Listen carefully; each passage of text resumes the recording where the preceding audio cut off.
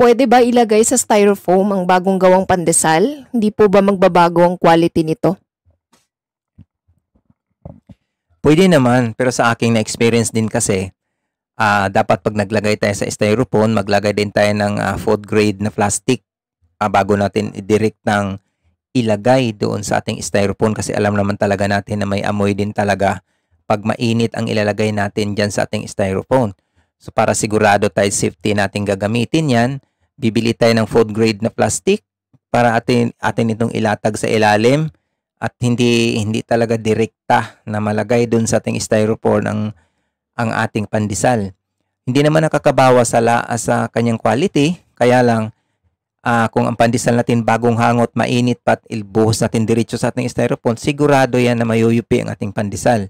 So, palamigin lang muna natin ng konti at bago natin ilagay at i-file ng mabuti. Okay?